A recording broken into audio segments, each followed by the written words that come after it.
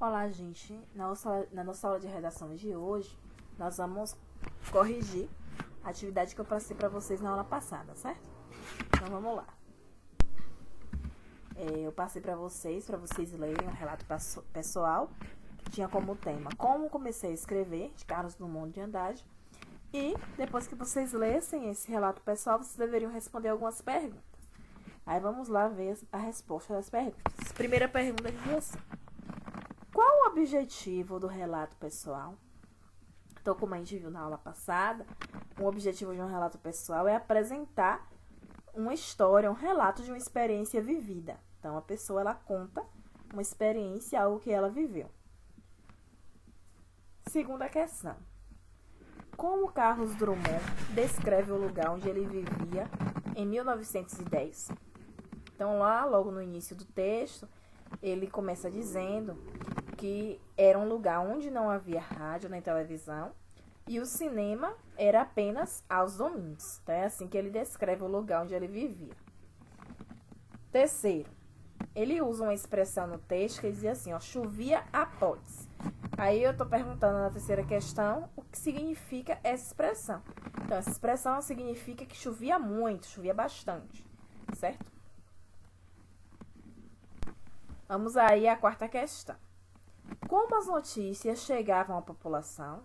Então, lá no texto deixa claro que as notícias elas chegavam pelo jornal 3 dias depois de já terem sido publicadas no Rio de Janeiro. Então, demorava bastante para as notícias chegarem, né? Hoje em dia é tudo bem rápido.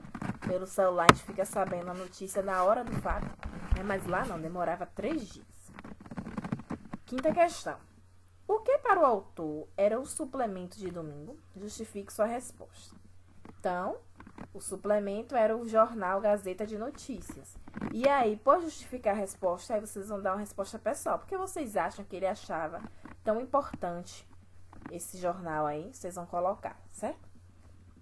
Sexta questão. Localize um trecho em que revela que o autor ainda não sabia ler.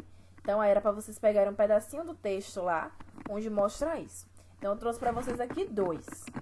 Um é que ele disse assim: antes de aprender a ler, eu me sentia fascinado. Então, aí mostra claramente que ele não sabia ler. E tem outro trecho que também diz assim: tentava decifrar o mistério das letras ao redor das figuras. Então, se ele tentava decifrar o mistério, é porque ele ainda não sabia ler, ele não sabia juntar essas letras para formar palavras. Então, ele olhava para as figuras e, a partir das figuras, ele tentava saber o que estava escrito ali. Então, nesses 2 trechos aí, mostra que ele ainda não sabia ler.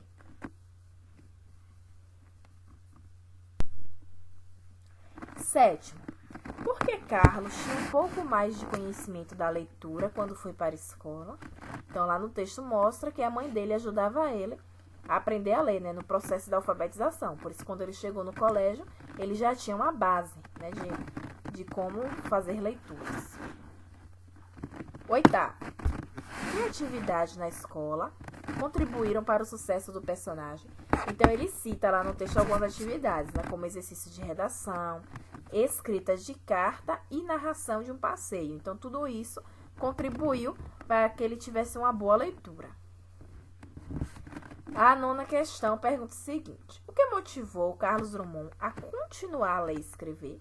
Então, os elogios da professora, né? Ele já gostava de ler e de escrever. E a professora ainda elogiava o desempenho dele, então isso fez com que ele se sentisse ainda mais motivado para continuar.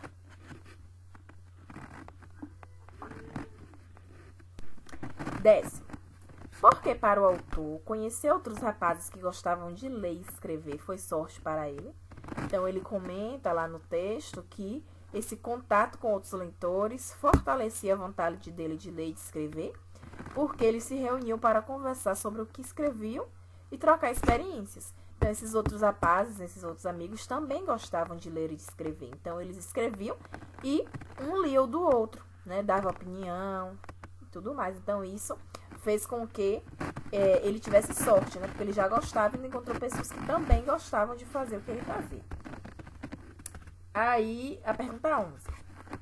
Qual foi a consequência da amizade dele com esses rapazes? Então, a aprendizagem, né? Como todos estavam com o mesmo objetivo, um ensinava o outro. Então, a aprendizagem dele foi bastante válida.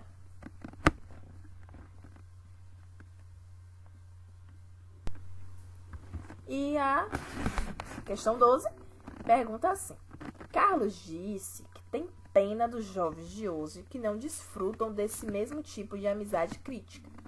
O que ele quis dizer com isso? Então, aí é uma resposta pessoal. Vocês vão dizer na opinião de vocês, porque vocês acham que ele tem pena dos jovens de hoje. Mas uma sugestão de resposta que eu trouxe para vocês é a seguinte: é que os jovens de hoje, eles não aproveitam a oportunidade para compartilhar conhecimento. E isso gera um tipo de sentimento alheio de tristeza. Então, os jovens de hoje, vocês como jovens bem sabem disso, que quando vocês se juntam para conversar nos horários vagos, vocês nunca falam de leitura, do livro que leu, ou de algo que escreveu. Existem jovens assim, até existem, mas são raros. Então, por isso que ele disse que tem pena desses jovens, porque vocês não se juntam mais, ou os jovens não têm mais esse costume de se juntar para ter uma amizade assim crítica, para ler, escrever, estudar, né, fazer um grupo de estudo.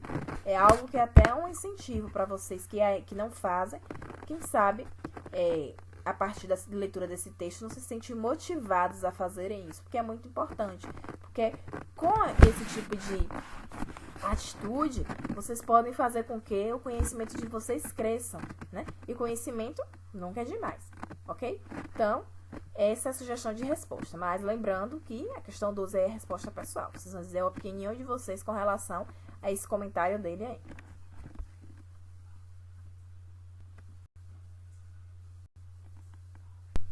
E é isso, gente. Como a aula de hoje era apenas a correção, certo? Da atividade da aula passada. Espero que vocês tenham gostado do relato pessoal aí de Carlos Drummond de Andrade.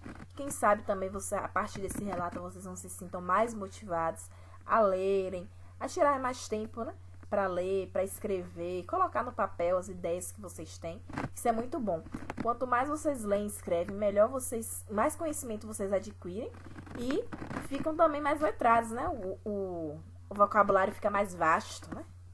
Isso é muito bom, tá bom? Então, esse incentivo que eu deixei para vocês. Até mais, até a próxima aula.